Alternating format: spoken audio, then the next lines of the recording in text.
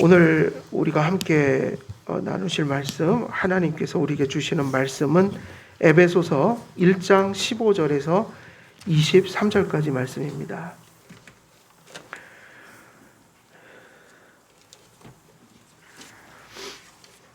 에베소서 1장 15절에서 23절까지 말씀입니다. 15절에서 23절 제가 봉독해 드리도록 하겠습니다. 이로 말미암아 주 예수 안에서 너희 믿음과 모든 성도를 향한 사랑을 나도 듣고 내가 기도할 때에 기억하며 너희로 말미암아 감사하기를 그치지 아니하고 우리 주 예수 그리스도의 하나님 영광의 아버지께서 지혜와 계시의 영을 너희에게 주사 하나님을 알게 하시고 너희 마음의 눈을 밝히사 그의 부르심의 소망이 무엇이며 성도 안에서 그 기업의 영광의 풍성함이 무엇이며 그의 힘의 위력으로 역사하심을 따라 믿는 우리에게 베푸신 능력의 지극히 크심이 어떠한 것을 너희로 알게 하시기를 구하노라. 그의 능력이 그리스도 안에서 역사하사 죽은 자들 가운데서 다시 살리시고 하늘에서 자기의 오른편에 앉히사 모든 통치와 권세와 능력과 주권과 이 세상뿐 아니라 오는 세상에 일컫는 모든 이름 위에 뛰어나게 하시고 또 만물을 그의 발 아래에 복종하게 하시고 그를 만물 위에 교회의 머리로 삼으셨느니라. 교회는 그의 몸이니 만물 안에서 만물을 충만하게 하시는 이의 충만함이니라. 아멘. 오늘 이제 15절에서 23절 들어가야 하는데 우리 앞절과 지금 설교하는 이 내용들이 다 연결이 돼 있어서 우리가 지난번에 인치심과 보증 이제 마지막으로 성령의 구원의 서정에 대해서 성령께서 우리 안에 구원을 적용하시는 구원 또 방법 이런 것들을 말씀을 드렸는데 보증에 대해서 좀 간략하게 그때 설명을 못 드려서 설명드리고 이제 이어서 계속 또 강해해 나가도록 하겠습니다. 우리가 인을 친다는 말씀이 비유라고 그랬어요. 그죠? 비유지만 우리 안에서 성령께서 실제로 역사하시는 어떤 것을 비유한 것이니까 실제인 거죠. 그래서 인치심이라는 것이 보통은 자기들의 어떤 주관적인 체험을 이야기하다 보니 각자가 다 자기 인치심의 개념을 각자가 가지고 있는 거예요. 근데 교회는 몸이라서 하나님이 그렇게 역사하시는 분이 아닙니다. 저마다 각기 그죠? 다르게 그게 아니겠죠? 성령께서 교회의 몸을 일관되게 다루시는 거예요. 그러니까 인치심이라는 것은 무엇이냐? 인치심은 하나님의 말씀을 들려주심으로 그 말씀을 들을 때에 성령께서 죄로 죽어있는 인간을 그러나 하나님께서 택하시고 사랑하셔서 말씀을 들려주실 때 성령이 내주하여 그 진리의 말씀을 깨닫고 믿고 받아들이는 그러한 심령의 역사가 나타나도록 하시는 역사. 그러니까는 하나님의 말씀을 들을 때에 우리의 마음을 조명하셔서 그 말씀을 깨닫고 믿도록 우리의 심령 속에 생명을 주시고 근데 그 생명이 어떻게 나타나냐면 말씀을 믿고 확신하고 신뢰함으로 수용하는 역사로 나타난다. 그래서 한 사람이 거듭나고 회심하고 그리고 하나님의 말씀을 고백하는 그 시점이 회심이라고 하는데 모든 성도들은 그때 거듭나고 바로 그 말씀을 깨닫고 인식하는 그 순간이 누구를 우리가 받은 순간인 거예요. 성령님이 우리 안에서 그 성령님이 내주하시는 순간인 거예요. 순서로 따지면은 성령님이 먼저 생명을 주심으로 우리가 말씀에 이렇게 반응하게 된 거죠. 그래서 인치심이라는 말을 굳이 쓰는 이유는 그 성령님의 내주의 가장 큰 증거가 뭐냐? 우리가 알 수 있다 이거예요. 성령님이 내주하실 때. 뭐로 아냐? 예수 그리스도를 구주로 인식하기 시작했다는 거. 믿어진다는 거. 허물과 죄로 죽은 인간은 절대로 그것을 스스로 깨달을 수가 없는 거예요.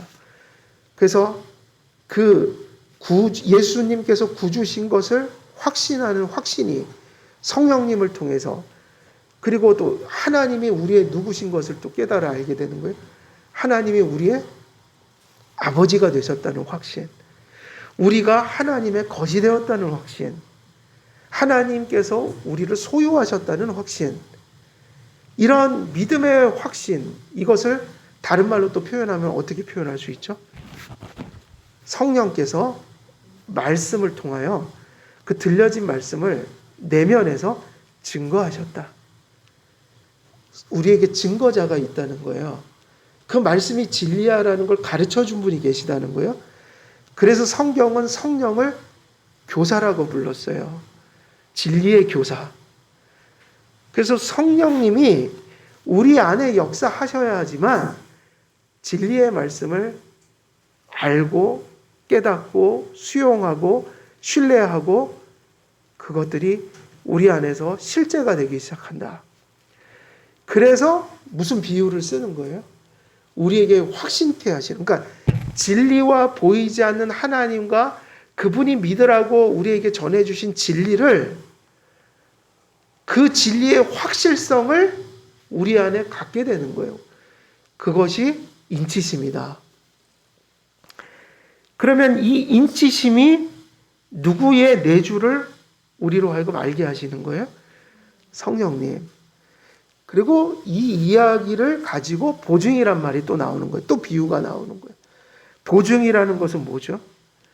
보증이라는 것은 그 14절에 나오는 보증은 알라본이라고 하는데, 보증은 뭐냐면 어떤 양자 사이에 이루어지는 매매 계약에 있어서 완불할 것이라는 사실을 확실히 하기 위해서 지불되는 일종의 이 계약금을 의미하는 거죠.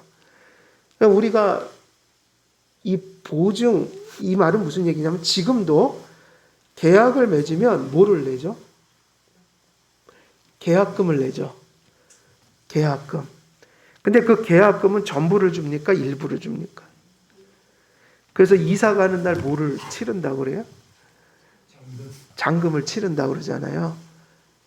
근데 그 일부가 뭐를 의미하냐면 일부가 전체를 이제 지불하겠다는 약속인 거죠. 일종의 약속인 거예요. 근데 세상에서는 가끔 그 계약이 깨져요. 근데 이 보증이라는 말을 확실히 여기서 비유로 든 것은, 이 하나님이 계약자가 될 때는 이 계약이 깨질 수 있나요, 없나요?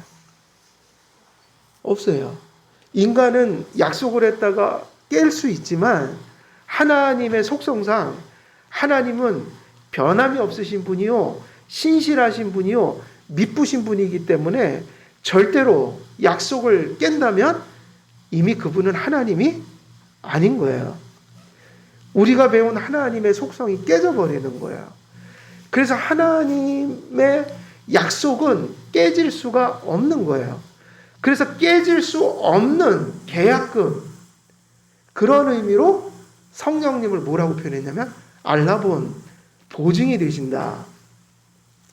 그래서 어떻게 보증을 쓰시냐? 인치심으로 보증을 쓰시는 거예요.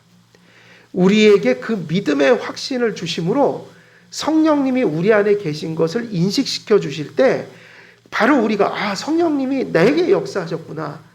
내게도 성령님이 역사하셔서 예수님의 구속을 우리에게 베풀어 주셨구나. 그 성령님이 나를 예수님께 연합시켜 주셨구나. 이제는 그리스도 안에 사는 삶을 살게 되었구나. 이거를 확신할 때 그때 그 다음에 이렇게 얘기하는 거예요.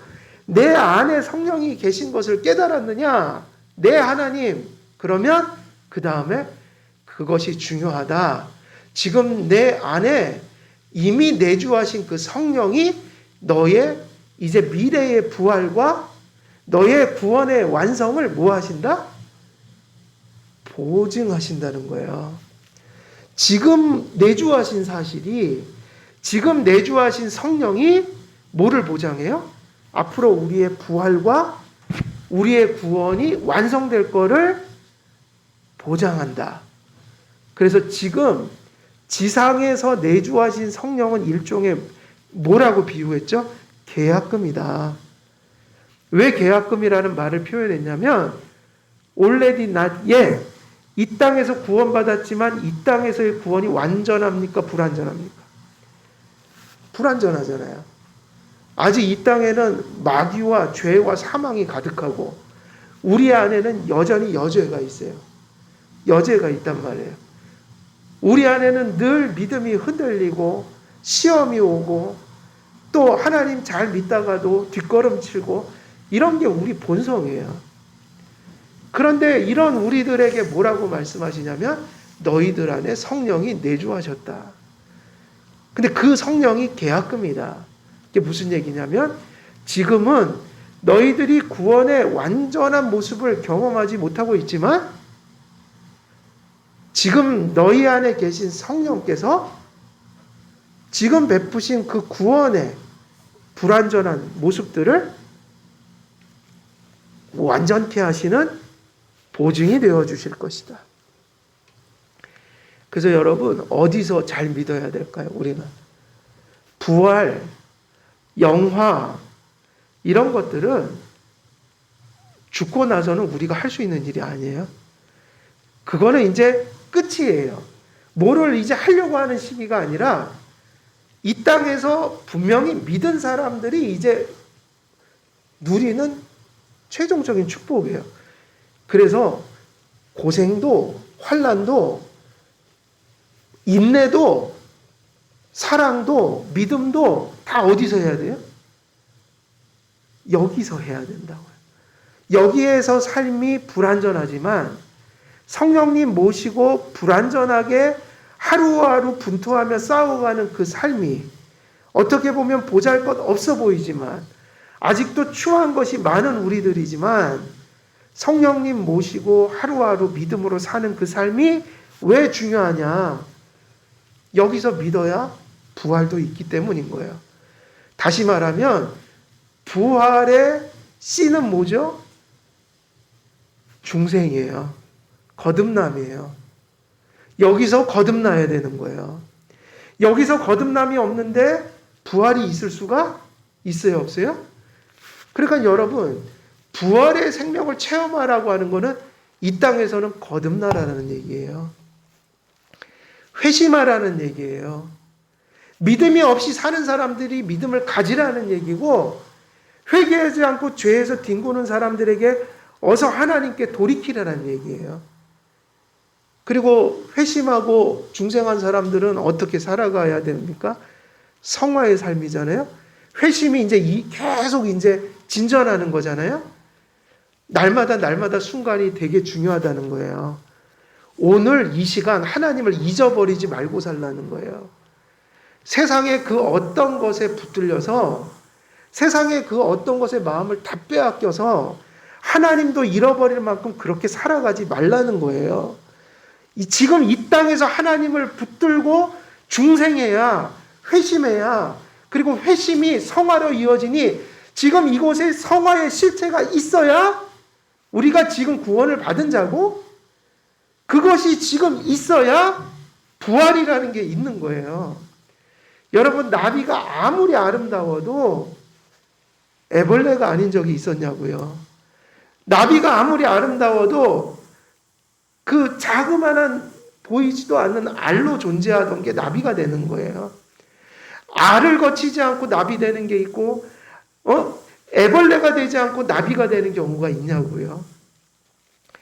그 알에서 애벌레도 되고 나중에는 번데기도 되고 거기서 이제 어떤 아주 아름다운 나비가 날개를 펼치면서 그렇게 나오는데 알에서 이미 죽고 알이 이미 거기서 알로 있을 때 죽어버리면 거기서 나비가 나올 수가 없는 거예요. 그러니 모든 것이 이치가 똑같아요. 닭도 어디서 나옵니까? 알에서 나오죠. 그것도 무정란에서는 안 나와요. 유정란에서 나와요. 사실은 그 유정란은 뭐라고 얘기할 수 있어요? 그게 닭인 거예요. 그게 원래는. 그게 닭이 되는 거예요. 그러니 미래에 헛되고 그런 미래의 소망으로 바라보는 것들은 철저히 지금 결정되는 거예요. 그래서 성령께서 우리 안에 내주하셨다. 그가 우리의 보증이 되셨다. 지금은 우리는 중생하고 회심하고 그리고 성화에 아주 분투하는 싸움 속에 있는데 지금 모습을 보면 다들 연약하고 그죠? 보잘것도 없고 추한 면도 있고 근데 그게 그런 모습이지만 거기서 그래도 거듭나고 그래도 하나님 뜻대로 살겠다고 기도하면서 말씀 들으면서 발버둥 치고 살아가는 그 삶의 지금의 실제 중생, 회심, 성화 이게 지금 우리의 실제잖아요. 여기서 거기까지밖에 안 나온다고요. 근데 이것이 지금 성령이 내주하셔서 주시는 은혜들인 거예요. 그러면 여기서의 이 은혜가 장래의 은혜로 이어지는 거예요. 그러니까 망상을 하면 안 돼요. 여기서 똑바로 살려고 해야 돼요. 여기서 지금 잘해야 된다고요. 여기서. 지금 여기서. 그 지금 여기서는 도대체 언제일까요? 도대체 언제까지가 지금 여기서일까요? 뭐 2050년? 그런 생각 하지 말란 얘기예요. 내일을 자꾸 내일에다가 도박을 하지 말란 얘기예요. 지금 하시라는 얘기. 우리에게 내일은 없어요. 왜냐? 내일은 몰라요. 우리에겐 내일이 없을 수 있다니까요. 제가 지금 황당한 얘기를 드리는 건가요? 내일이 없을 수 있죠. 우리가 내일을 어떻게 장담하고 삽니까? 이게 죄송한 얘기지만 저를 예를 들게요. 저를. 지금 요 앞에서도요. 요 앞에 요 횡단보도 여기 건너실 때 조심하세요. 그냥 오토바이들이 그냥 파란불에 막 지나다녀요. 여기가 지금 제가 올해만 사고 나는 걸 4번을 봤어요. 전동차 타신 할아버지, 그리고 니어커 끄는 재활용 그거 이렇게 하시는 할머니, 그리고 어떤 꼬마들 학교 갔다 돌아오면서 오토바이가 그냥 직진해서 또 사고만 제가 4번을 봤어요, 여기서. 요즘에 사고는 무슨 그 방어 운전이요? 그것도 한계가 있어요.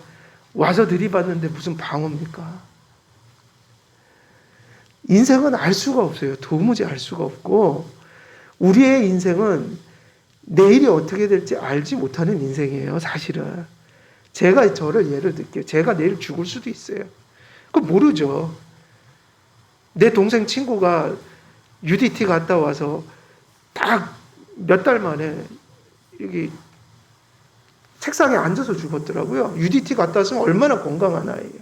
그죠? 건강한 아이예요. 책상에 그냥 엎드려서 죽었어요. 혈전이 생겨서 죽은 건지 난 모르겠지만 그냥 죽었어요. 엎드려서. 엄마가 가서 두드리니까 죽어있더래요.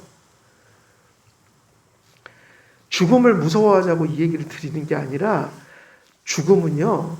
매우 가까이 있는 거예요. 내일, 모레, 1년 뒤에 하겠습니다. 3년 뒤에 믿겠습니다. 제가 한 10년 뒤에 제대로 살아보겠습니다. 이거 다 거짓말이라니까요. 늘 제가 하는 소리가 나중에 하겠다는 건 거짓말이에요. 지금 잘하고 있는데도 내일 못하는 경우가 너무 많아요. 근데 뭐를 오늘도 못하면서 내일 잘한다고 거짓말을 합니까? 하나님을 속이는 행위란 말이에요. 무슨 얘기냐? 지금 믿고 지금 회개하고 지금 똑바로 살아야 되는데 그것이 얼마나 소중하냐면 지금 믿음의 실제가 있어야 미래가 있는 거예요. 부활도 영화도 다 지금 믿은 사람 속에서 일어나는 거예요. 왜냐하면 성경은 구원론을 그렇게 풀어가죠. 성령의 내주, 지금 내주하신 그것이 계약금이다. 계약을 안 했는데 어떻게 나중에 집으로 들어갑니까? 그죠? 여러분 그렇게 혹시 집을 얻어보신 적 있어요?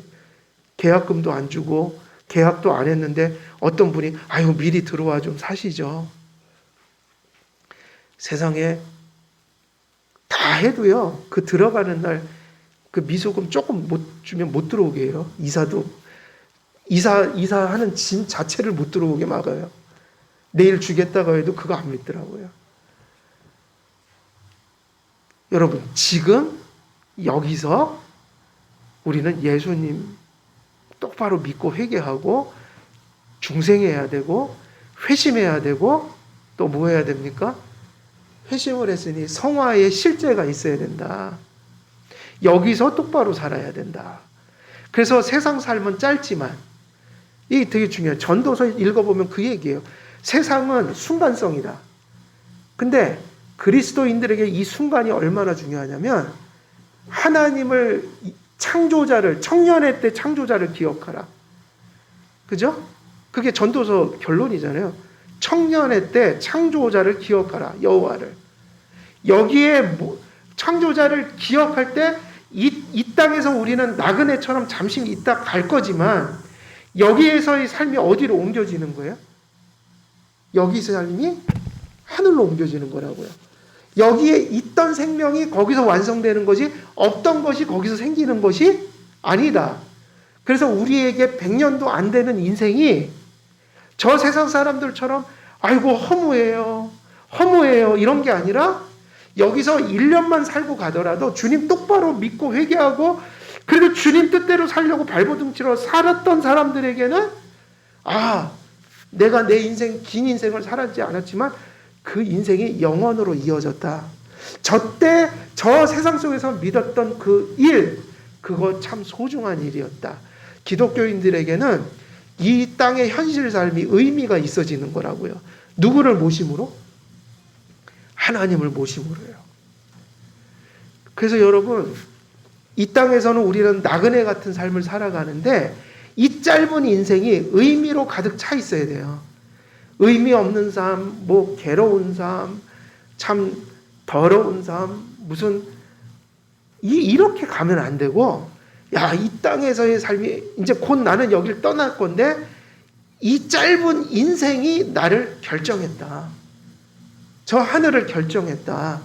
그래서 여러분이 지금 살고 있는 지금 이 시간 있잖아요. 이게 하나님이 주신 의미로 가득해야 된다고요.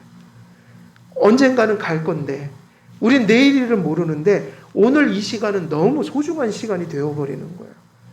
여러분 그래서 그리스도인들은 현실을 부정하는 사람들이 아니에요. 현실을 부정하는 게 아니라 현실의 영혼의 의미를 담고 사는 사람들이라고요. 그래서 기독교인들만 지금 여기서 사는 현실 삶이 가치 있고 의미 있을 수 있어요. 그래서 성도들이 하루를 살더라도 성실히 살 수가 있었던 거예요. 그래서 여러분 보증이라는 말은 무슨 뜻이에요? 계약금이다. 일부의 것을 보여주심으로 우리가 장차 완전히 맞이할 것을 그것으로 보증하시는 거다. 이게 무슨 말 비슷하냐면 첫 열매하고 비슷한 얘기예요. 첫 열매. 부활을 첫 열매라고 그러잖아요. 예수님의 부활을. 왜냐하면 예수님의 부활은 우리의 부활을 위한 것이라 역사 속에서 예수님의 부활의 확실성은 누구의 부활을 뜻하는 거예요? 우리의 부활, 그에게 붙어있는. 그래서 농부들이 뭐가 과실이 하나가 첫 열매가 맺혀질 때 튼실하고 맛이 좋으면 이 나무 이제 올해 농사가 잘 되겠구나. 첫 열매를 따 먹어보니 이게 너무너무 좋은 거예요, 맛이. 그럼 뒤에 나올 결실들을 예측할 수 있게 되는 거예요. 그래서 여러분, 우리의 구원이 확실한 거예요? 확실하지 않은 거예요? 예? 확실한 거예요. 확실한 거라고요. 왜? 성령님의 그 인치심이 우리 안에 확인될 때, 내 안에 성령님이 어떤 분으로 들어와 계시냐면 하루 이틀 같이 사시다가 우리 조금 못하면 버리고 이런 분이 아니라 지금 이 내주가 계약금이 돼서 우리가 끝까지 죽을 때까지 그분이 우리를 지켜주시고 보존해 주시고 우리를 믿게 하시고 회개시키시고 무엇으로요? 말씀으로. 그래갖고 어디까지 끌고 가신다는 거예요? 하나님 나라까지. 끝까지 인도하실 것이다. 그게 뭐라고요? 보증이라는 거예요. 그래서 이것이 인치심과 보증으로 이제 바울은 이 구원의 서정을, 우리 안에 적용된 구원을 이제 마무리 짓는 거죠. 그래서 여기까지가 하나님의 예정, 예수님이 이 땅에 오셔서 이룬 역사적인 구속의 성취 사실, 그리고 그 구원을 우리에게, 각 개인에게 적용하시는 역사를 어떻게 한 거예요? 다 진술을 했어요. 그리고 이렇게 진술하는 가운데 일종의 이 14절까지는 무엇으로 가득 차 있는 걸까요? 감사와 찬송이에요. 왜냐하면 하나님의 사역은 영광이 충만하신, 그러니까 영광이라는 것은 그 하나님 존재와 속성에 완전하시고 뛰어나시고 탁월하신 분이라는 뜻이잖아요. 영광은 그 영광스러운 하나님이 이루신 사역에는 하나님의 속성이 반영되어 있단 말이에요. 창조와 구속 속에 하나님이 어떤 분인지가 막 비춰지는 거예요. 그러니까 우리에게 구속을 이야기하면서 거기서 누구의 성품이 지금 막 비춰지고 있는 거예요? 하나님의 성품이, 하나님의 선하심이, 하나님의 능력이, 하나님의 주권이 이 구속의 일들 속에서 지금 우리에게 막 계시가 되니까 바울의 이 14절까지의 내용은 찬송과 감사예요. 그리고 이제 무엇으로 넘어갈까요? 새로운 얘기로 넘어가는 게 아니라 15절부터 19절까지 우리가 이제 다루려고 하는 이 본문의 내용은 바로 그 찬송과 감사의 대상이 됐던 신령한 복이 있죠? 그것이 어떤 것이라는 것을 쭉 얘기를 해주고, 그리고 이제 뭐로 넘어가냐면 그 내용을 가지고 이제 뭐가 바뀌냐면 반응이 바뀌고 있을 뿐이에요. 앞에서는 감사와 찬송이 주를 이룬다면 이제 무슨 얘기로 전환이 될까요? 이 신령한 복을 향해서 사도 바울은 지금 이제 뭐로 이렇게 바뀌어질까요? 반응이. 이제 여기서부터는 기도예요. 기도. 그래서 이 구절에서는 우리가 기도를 좀 다룰 거예요. 기도의 모범을 보여줬다, 바울이. 감사와 찬송은 무엇으로 바뀌어져야 해요? 기도예요. 그러니까 이 얘기예요. 정말 감사한다면, 정말 찬송하는, 하나님을 경배하며 살아가는 인생이라면 그 삶 속에 뭐가 있어야 될까요? 기도가 있어요. 정말 감사했다면 기도로 이어져요. 정말 찬송한다면 그것이 기도로 이어져요. 늘 말씀드리지만 우리 교회는 막 이벤트처럼 막 기도해 하진 않아도 여러분 기도를 많이 해야 합니다. 개혁신학의 특징 중에 하나가 말씀, 그 다음에 기도예요. 그러니까 개혁주의는 기도를 생명처럼 여겨요. 기독교 강요에도 기도론이 엄청 많이 설명이 되어 있어요. 칼빈은 기도로 산 사람이에요. 고난이 많고 너무나 세파가 많고 핍박이 많아서 일생을 기도로 살았어요. 기도로 산다는 게 무슨 증거냐면 섭리를 믿는다는 증거예요. 그러니까는 칼빈이란 사람이 종교개혁하면서 어려움을 많이 겪을 때 누구의 섭리를 굳건히 믿었어요? 하나님의 섭리를. 그러니까 뭐를 많이 했을까요? 섭리를 믿으니까 인생은 내 힘으로 사는 게 아니라 하나님을 통해서 하니까 당연히 뭐를 열심히 하게 되는 거예요? 기도. 개혁주의는 하나님의 섭리를 중요시 여겨요. 주권. 그러니까 무엇을 열심히 해요? 기도. 그러니까 여러분 기도를 많이 하셔야 합니다. 은밀한 중에 보시는 하나님 앞에서 여러분이 기도를 많이 하셔야 돼요. 교회에서 공기도, 대표기도, 합심기도를 하지만 사실은 은밀한 중에 보시는 기도가 있어야 공기도를 할 수가 있는 거예요.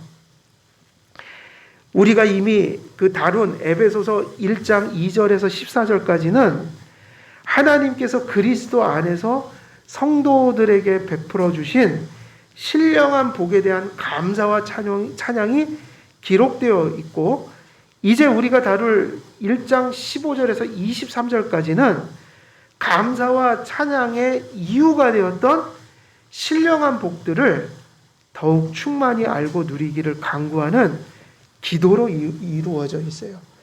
그래서 주석가들도 다 이것을 기도문으로 봐요. 기도문.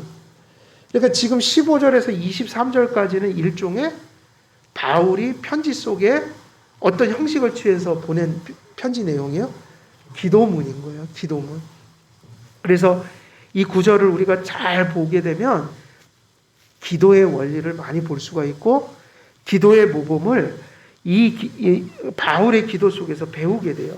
또 무엇을 성도들이 기도해야 하는가, 이런 내용도 주기도문을 통해서도 배우지만 이런 구절을 통해서도 우리가 배울 수 있게 됩니다. 그러므로 1장 전체의 내용은 신령한 복에 관련된 약속에 대한 감사와 찬송, 그리고 기도로 이어지게 되는 거죠.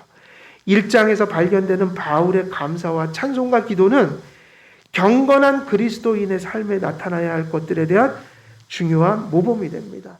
그래서 우리 앞절과 지금 오늘 강해하는 이 15절에서 23절까지를 다 합치면 여기서 그리스도인들이 무엇에 열심을 내야 하는지를 가르쳐주고 있다. 그게 여러분의 삶 속에 무엇이 있어야 된다는 얘기예요?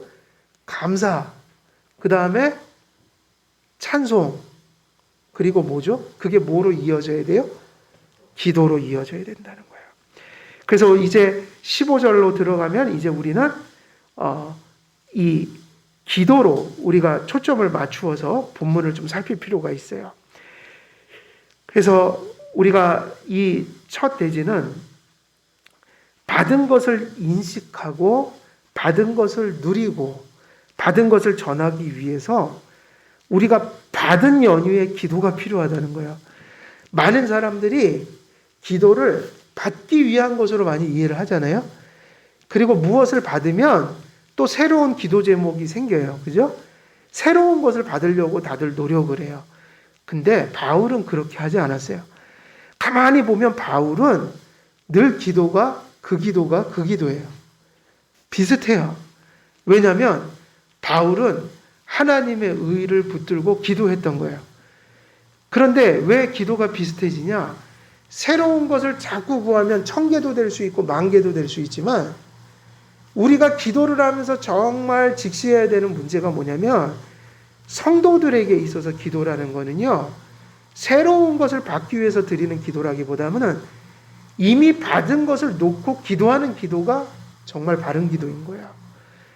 이것이 무슨 얘기인가?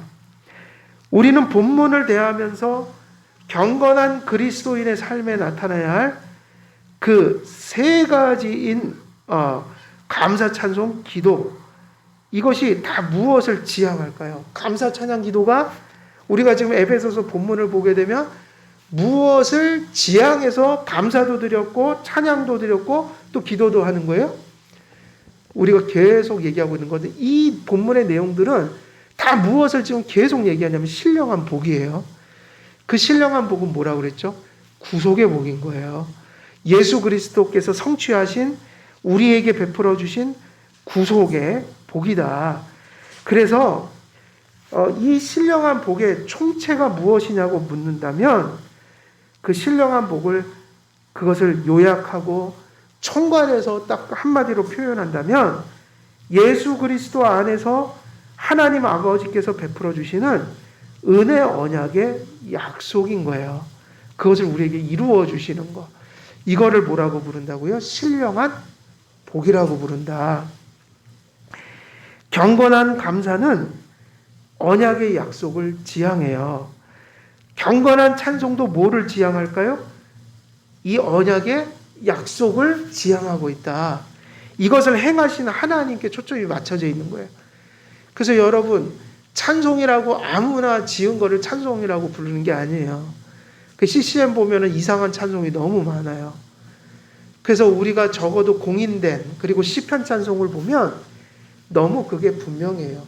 대부분이 어디를 잘 표현해 주고 있어요? 찬송의 감사, 찬송의 기쁨, 찬송의 경배 이런 것들이 다 가사가 뭐에 분명히 스며 있어요? 바로 언약의 복인 거예요. 구속의 복인 거예요. 경건한 기도도 역시 그렇기 때문에 무엇을 지향할까요? 바로 언약의 약속을 지향하고 있다. 우리는 언제나 하나님께서 그리스도 안에서 성취하시고 각 사람에게 베풀어 주시는 구속의 약속 안에서 감사하고 찬송하고 기도합니다.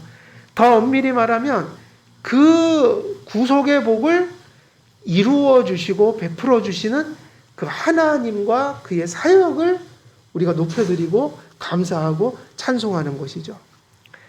감사와 찬송과 기도가 하나님의 약속 안에서 다 하나가 되어버리는 거예요. 물론 우리는 현실에 필요한 것들, 육신의 생존을 위해 필요한 것들을 위해서도 기도하라고 명령을 받았어요, 사실은. 그러니까 우리의 현실에 필요한 것도 기도 안 하면 될까요? 안 될까요? 안 되고 기도해야 돼요. 왜 그렇죠? 그것도 하나님이 주시는 거니까요. 하나님의 주권을 인정하는 사람이 한 끼의 밥을 먹더라도 감사하고 먹고 세상에 어떤 것이 필요하면 하나님께 먼저 달라고 기도하는 거예요. 그러니까 그건 잘못된 게 아니에요. 근데 문제는 뭐냐? 세상적인 것을 구하는 건 명령인데 그걸 구할 때 그게 목적이 되면 안 되고 수단이라는 인식을 가지고 구한다 이거예요. 그러니까 우리가 일용할 양식 혹은 우리의 자원 또 여러분들이 직장과 가정에서 돌보며 필요한 것들을 구할 때 그것이 여러분에게 주가 되고 목적이 되고 하나님처럼 돼서 구하면 그건 우상숭배인 거고, 그러나 그 모든 것들을 구할 때 이걸 통해서 하나님을 더 잘 섬길 수 있도록 은혜를 내려주옵소서. 이것이 하나님의 구속 백성된 삶을 살아가는데 좋은 수단이 되게 하옵소서. 이러면서 구하면 그건 정당한 거예요. 그러니까는 세상의 것을 구하라, 구하지 말라 이 얘기가 아니라 그걸 어떤 의식으로 구하고 사느냐. 그래서 하나님이 주신 수단을 그것에 빠져서 그것이 전부가 돼서 그것 때문에 하나님 섬기는 일을 소홀히 하고 이런다면 그것은 잘못 구하고 있는 것이고요. 하나님한테 구한 것을 받아서 누리지만 그것이 내 신앙이 더 윤택해지고 더 온전해지는데 좋은 수단이 되고 이웃을 섬기는데 수단이 된다면 그것은 너무 복된 기도인 거예요. 그래서 우리가 우리를 분별해야 돼요. 세상의 것에 마음을 빼앗겨서 구하는 건지 아니면 내가 하나님 안에서 이런 것들이 유익한 수단이기 때문에 구하는지를 분명히 구별할 줄 알아야 한다. 다시 말하면 주객이 전도되지 않아야 한다는 것입니다. 그래서 이제 우리는 주어진 본문 안에서 기도의 초점을 거기에다 두고 이제 지난 본문 에베소서 1장 2절에서 14절까지의 내용을 돌아보면 그곳에서는 이미 성도들에게 주어지고 성취되고 그 소유된 신령한 복, 언약의 약속들에 대한 감사와 찬송이 주된 내용을 이루는 것을 보았죠. 그러나 이미 소유된 바 된 신령한 복이, 그러니까는 앞에서는 신령한 복이 무엇이다를 소개해 줬다면 감사와 찬송 속에서 그것을 높였다면 1장 15절에서 23절에서는 바로 그 이야기한 신령한 복을 붙들고 바울은 이제 기도하기 시작하는 거예요. 우리가 헷갈린 건 그거예요. 이미 받았다고 얘기하잖아요. 받았다. 감사하고 찬송까지 하고 있어요. 받았다. 근데 바울은 너희들이 받았어 하면서 그 순간부터 뭐 하기 시작한다고요? 아주 간절하게 하나님 그 받았다고 하는 신령한 복을 달라고 하고 있어요. 이게 헷갈린 거예요. 보통 많은 사람들은 받으면 더 이상 기도를 안 해요. 그래요, 안 그래요? 그러니까 신앙이 내가 신앙 좋다 하는 분들이 잘못하면 기도를 안 할 수가 있어요. 내가 넘어져갖고 힘들어질 때 기도하기 시작한단 말이에요. 그러면 안 된다는 거예요. 우리에게 이게 정말 기억돼야 돼요. 내가 믿음 생활을 가장 잘할 때 있잖아요. 그때부터 기도할 때인 거예요. 그때 더 기도해야 돼요. 이게 바울의 모습이고 우리와 다른 모습이에요. 기도는 없는 것 속에서 하는 게 아니에요. 있는 것 속에서 시작이 돼야 돼요. 아마 뒤에 내용은 이제 그거를 설명하는 내용들인데 오늘 시간이 다 돼서 오늘은 다 얘기는 못하지만 오늘은 여기까지는 말씀을 드려요. 우리는 보통 새로운 것을 받으려고 기도합니다.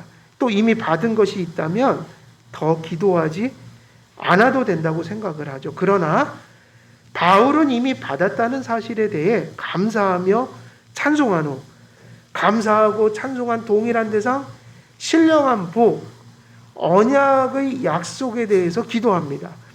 바울은 이미 받은 것을 위해 왜 기도하고 간구했던 것일까요? 이제 그게 뒤에 이제 주된 내용들이에요. 왜 받았는데 그때부터 달라고 간절히 기도하는가? 사실은 받은 것을 감사했죠? 찬송했죠? 근데 받은 것이 생기면 받은 시점으로부터 받은 것을 위한 필요가 생기기 시작해요. 이해됩니까? 그게 이제 다음 주에 계속 이어서 하는데 오늘 그 요지만 말씀드리면 종말론적인 인식이 있어야 한다, 기도에. 그게 무엇인가? already, not yet. 이미 받았죠? 근데 여기서 받은 것은 전부일까요? 일부일까요? 이 땅에서는 그게 우리가 받아야 될 온전한 것이지만 그것은 완전한 것은 아니다. 항상 우리는 부활이나 천국에 들어갔을 때와 같은 그런 상태로 은혜를 받는 게 아니라 아직 죄도 있고 아직은 시험이 잘 들기도 하고 나태해지기도 하고 잘 넘어지기도 하는 연약하기 그지없는 그리고 수많은 유혹과 죄악에 휩싸여서 하루하루를 그렇게 고생스럽게 살아가야 되는 환경 속에서 은혜를 받았다. 그러면 은혜를 받은 자는 그 받은 은혜를 사실은 다 알고 살아가질 못해요. 그게 어떤 것인지를 받고도 알질 못하고 그리고 그 은혜를 받았어도 계속 거기서 은혜 위에 은혜를 더 받아야 하는 그런 필요가 모든 성도들에게 주어져 있다. 그래서 이 하나님의 신령한 복을 맛본 자들이 바른 신앙으로 서 있을 때 그 받은 신령한 복의 가치를 내가 사실은 받았지만 다 알지를 못한다.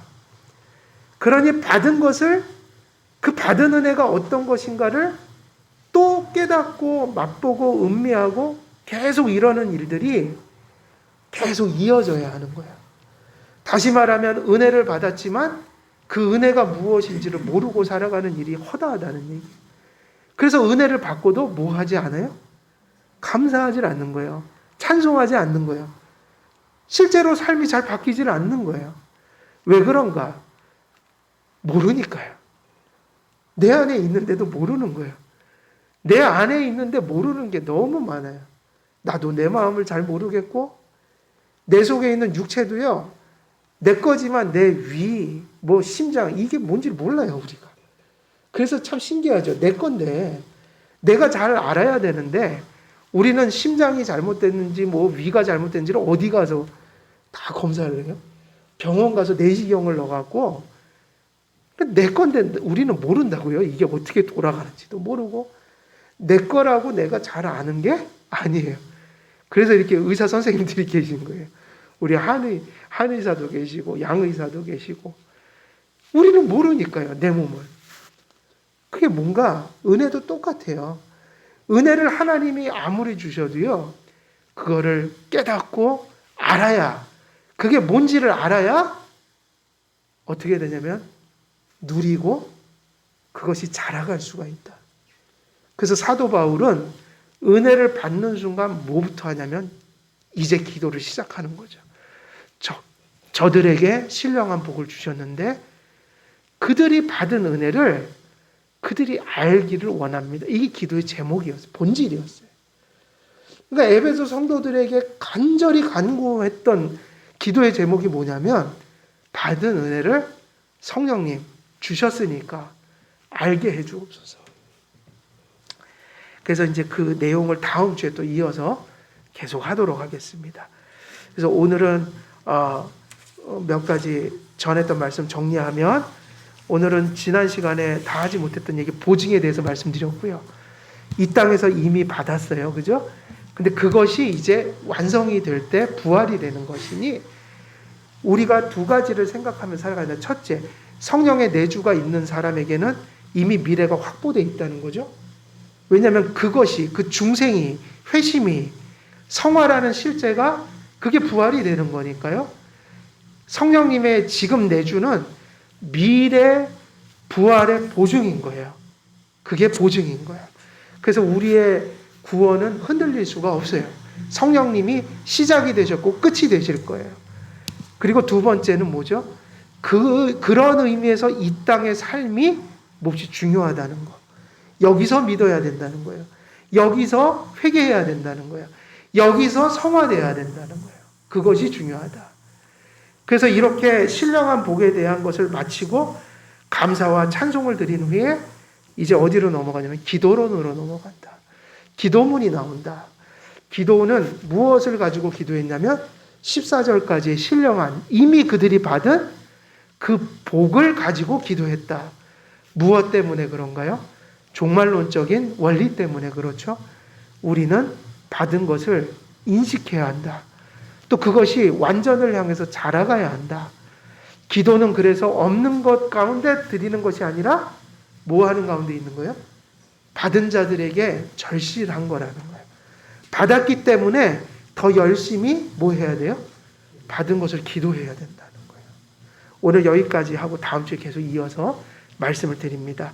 우리 한길교회 성도님들 그러한 신앙의 이치들 가슴속에 잘 간직해서 성령님이 우리의 보증되어 주신다는 그 소망으로 미래를 바라보고, 그리고 여러분에게 이미 주신 그 은혜, 그것 때문에 날마다 성실하게 기도하는 우리 한길교회 모든 성도님 되시기를 주 예수 그리스도의 이름으로 축원드립니다. 기도하겠습니다. 살아계신 하나님 아버지, 오늘도 말씀을 통하여 보증되신 우리 주 성령님의 은혜를 또 우리가 이미 받고 또 찬송하며 감사한 신령한 복에 대하여 왜 우리가 그것을 붙들고 기도해야 하는지를 함께 나누었습니다. 우리 안에 그 진리와 또 신령한 복들을 이미 주신 것을 감사하면서 또한 찬송합니다. 우리도 바울의 모범을 쫓아 우리 안에 있는 그 은혜가 더욱더 온전하여 갈 수 있도록, 자라갈 수 있도록, 또 그것을 인식하여 누릴 수 있도록 성령님 계속 깨닫게 하시고 또 기도하게 하여 주옵소서. 감사드렸고 우리 주 예수 그리스도의 이름으로 기도드리옵나이다. 아멘.